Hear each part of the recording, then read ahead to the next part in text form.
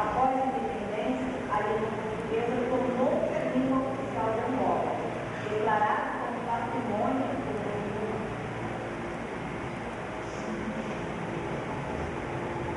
A opressão da informação.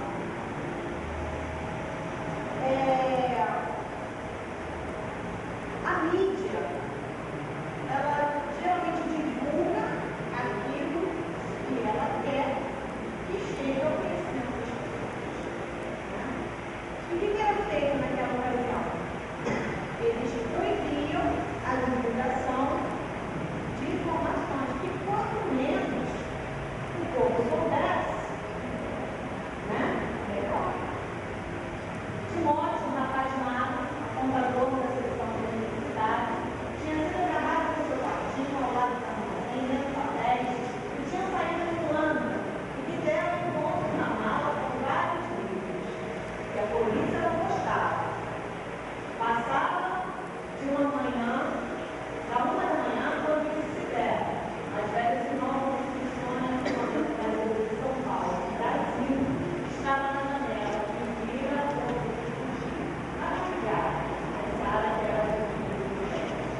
bom, aqui, lendo papéis que tinham saído em Luanda e fizeram um ponto na mala para encontrar informações, Era uma entrevista do diretor Dino, que estava dizendo esses dias, como essas informações, olha aí, a questão da pesquisa, o que permite-nos descobrir o que é verdade, o que não é verdade, o que é realidade, o que é ficção dentro de uma obra.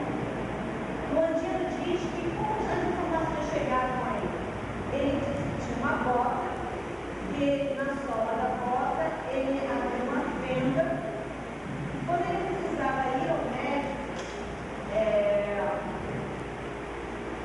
ele fazia o seguinte: tinha uma pessoa dentro do hospital que reportava as manchetes, assim, as informações mais importantes dos jornais, das colunas, e ele dobrava aquele pedacinho e colocava nessa fenda da bota para poder ler na visão. Então, olha só, lendo papéis que tinham saído em Luanda, era o quê? Informações de jornal, recortes de jornal. E eles deram um encontro na mala com vários livros. E encontraram esses papéis. Isso porque eles não podiam.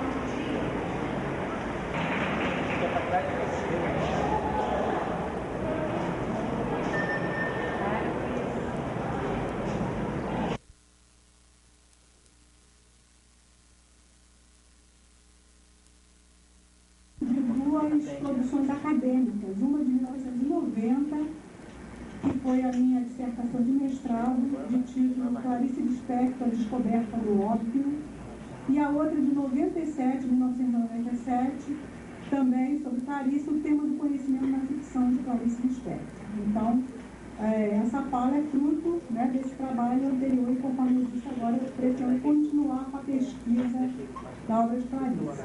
Bom, Clarice Lispector estreou na literatura ainda muito jovem, em 1944, com um livro chamado Perto do Coração Selvagem. Quando ela estreou, a crítica não a recebeu com muita receptividade, um ponto redundante, não recebeu com receptividade, mas em função de que na época era comum ainda uma literatura de caráter regionalista. Então a gente tem, por exemplo, Jorge Amado, que faz parte dessa literatura, ainda era a segunda fase modernista, o Graciliano Ramos, então eles eram os escritores da vez. E Clarice surge com uma literatura introspectiva que não era aquilo que o público nem a crítica estava acostumado no momento. Já havia, à época, alguma coisa de literatura introspectiva, mas não da forma como Clarice vai colocar a literatura dela, como ela vai trabalhar. E ela vai, durante toda a vida dela, a partir dessa estreia, ela vai estar sempre escrevendo até o ano da sua morte, que foi em 77, ela vai estar sempre nessa mesma linha, que é, no caso, a linha leitura que eu faço. Então, na prosa de Clarice, essa prosa introspectiva, ela vai pegar as experiências mais banais, mais comuns, né, mais fúteis, e vai transformar aquilo numa profundidade existencial muito grande. Bom,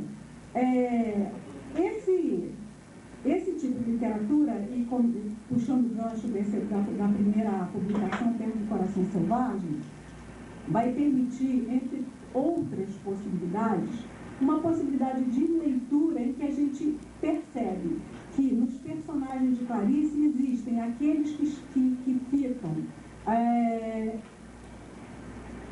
numa atitude, né, que demonstra que o coração ainda é um coração selvagem, e outros que apresentam um coração já domesticado.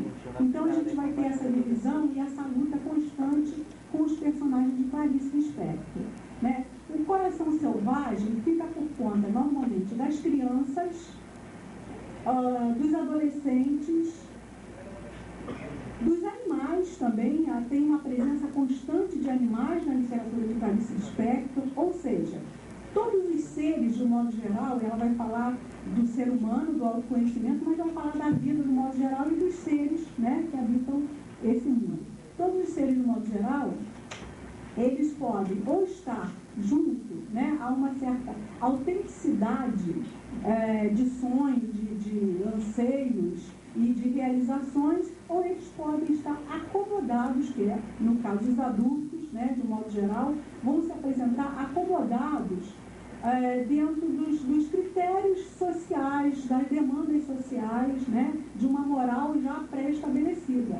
E aí, o que ele faz? Ele domestica o próprio coração e aceita por acomodação, por medo, por covardia, seja lá pelo motivo que for, né, a maioria acaba aceitando os preceitos que vêm de fora para dentro e consegue acomodar esse coração, e muitas vezes se trai em função disso, né, trai os anseios mais íntimos que ele possa ter.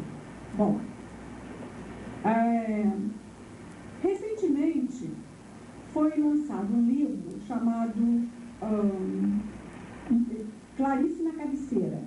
Foi um livro organizado por Teresa Montero, e são vários contos de Clarice nesse livro, e a cada conto é antecedido por uma fala, um comentário ou uma crítica de algum escritor, algum crítico, ou alguma pessoa do ramo da música, por alguém conhecido, que é leitor assíduo de Clarice. E a própria Montero, né, ela vai ter uma crítica inicial, uma fala inicial que eu gostaria de ler para vocês. Ela vai dizer, ela continua, essa fala é em função de eu ter dito que no início, assim que Clarice vai estrear, ela não é bem recebida, né? Aos poucos ela vai conquistando tanto um público acadêmico quanto um público não acadêmico, até chegar a isso que eu vou ler agora para vocês. Ela continua atravessando fronteiras e cativando leitores de todos os continentes. É traduzida em línguas mais conhecidas como inglês, francês, italiano, alemão e espanhol, e em línguas raras como croata, coreano, finlandês, sueco, hebraico, grego, tcheco, russo, catalão, turco, japonês. Objeto de inúmeras teses acadêmicas no Brasil e no exterior, onde destaca-se como a autora brasileira mais internacional, como a autora brasileira mais estudada. Ocupa um lugar de destaque numa pesquisa internacional desenvolvida pelo projeto Conexões Itaú Cultural, mapeamento da literatura brasileira. Depois de Machado de Assis, seu nome é o mais lembrado pelos tradutores, professores e bibliotecários estrangeiros. Então, o alcance da literatura de Clarice, né, já foi há muito tempo além de fronteiras e continua crescendo cada vez mais. Então, a aceitação dela, precária no início, agora é uma coisa, né, sem precedentes quase. Bom, nesse mesmo livro tem uma fala da Carla Camurati. Ela vai dizer, ler Clarice é uma das viagens mais incríveis dentro da alma humana. Realmente, né, essa profundidade da literatura de Clarice é um mergulho na alma humana. Lia Luft, também escritora conhecida vai dizer: Clarice usou a linguagem como um bisturi, fino, preciso e cruel, cortando a carne da alma dessas personagens que tanto nos fazem lembrar outras reais que conhecemos neste mundo concreto. Bom, então o que a gente tem? Uma literatura que fascina e que assusta, né? Ainda agora, conversando com Júlia, ele falou: a Clarice, ou a gente ama ou odeia, né? Então, ou a pessoa se assusta e não consegue se aproximar, ou é tomada completamente por ela. E essa questão, né, esse fascínio ou esse susto que Clarice pode dar, é porque esse bisturi que a Lia Luft fala, que vai lá na alma do ser humano, né, vai tocar pontos comuns, banais, conforme eu disse no início. Ela vai aprofundar numa situação banal da nossa vida, né? E aí, nós, leitores, nos reconhecemos ali. Então, isso é que tanto incomoda. Incomoda porque ela vai colocar o dedo lá no ponto fraco, não no grande herói, mas no ser humano comum, no nosso ponto fraco. Então, ou a gente encara e vai descobrir, né, como é que a gente pode curar aquela ferida, ou então a gente prefere, porque dói muito, deixar de lado. Aí, Clarice, né, começam a dizer: é louca, aí se inventa um monte de coisa, porque não dá para encarar, né? Bom, então, dentro, né, dessa leitura, Coração Doméstico, Coração Selvagem, ela vai acusar, né, o quanto um coração que já está domesticado, né, aceitando imposições para se manter dentro de uma situação já acomodada, o quanto há uma covardia nessa atitude, né? E a gente não gosta de se reconhecer covarde, claro que não. Bom, então a própria Clarice, falando a respeito dessa questão de coragem e covardia, de aceitar ou não aceitar, né, o nosso coração selvagem, ela vai dizer numa crônica, um texto pequeno, num livro chamado Para Não Esquecer. Esse livro, para quem não se iniciou ainda em Clarice, é muito interessante porque ali ela vai estar falando do fazer poético dela, que a literatura de Clarice é uma grande, né? É um grande fazer poético no sentido essencial mesmo da palavra. Então, nesse livro, Para Não Esquecer, ela vai estar falando sobre esse fazer dela. Então, é uma forma muito boa da gente se aproximar da literatura de Clarice. Então, ela vai dizer: coragem e covardia são um jogo que se joga a cada instante. Assusta a visão, talvez irremediável, de que talvez seja a liberdade. O hábito de olhar através das grades da prisão, o conforto de segurar com as duas mãos as barras enquanto olho. A prisão é a segurança, as barras o apoio para as mãos. Então reconheço que a liberdade é só para muito poucos. De novo, coragem e covardia se jogaram. Minha coragem, inteiramente possível, me amedronta, pois sei que minha coragem é possível. Pelo menos calculo que seria a liberdade. E é isso o que torna intolerável a segurança das grades. O conforto desta prisão me bate na cara. Tudo que eu tenho aguentado só para não ser livre. Bom, então, nesse trecho, né, Clarice vai falar a respeito disso. Essa prisão da qual ela fala é a prisão que a gente aceitou na vida em função de engolir sapos no trabalho que leva, né, na pessoa que está ao lado às vezes, no quanto a gente aceita, né, muito mais do que a gente gostaria, mas, puxa, mexer numa relação que está estável não é legal, né, ou se aventurar a fazer aquela viagem que a gente sempre quis, mas eu não posso mexer na poupança, porque afinal de contas eu vou ter que pagar imposto de renda, depois como é que vai ser, e outras coisas mais, né, que a gente vai deixando de lado, não tem coragem de fazer em função de resposta que a gente tem que dar à sociedade, à família, aos vizinhos, à sociedade de modo geral, né? Então, a gente prefere ficar preso numa grade, em alguma coisa que já está estabelecido, já está estratificado, mas segurar essa barra dá segurança, sim, né? Mas ao mesmo tempo é uma segurança que bate na cara de quem não tem coragem de ousar.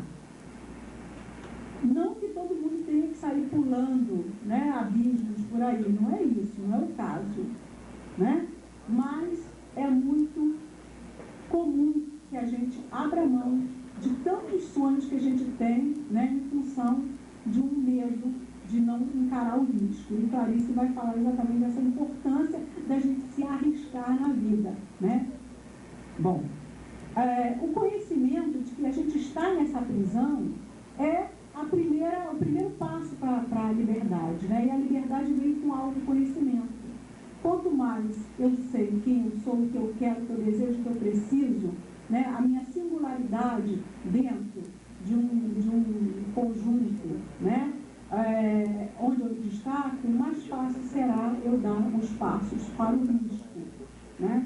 Bom, a porta de saída se esconde sob a aparência banal ou ordinária da realidade.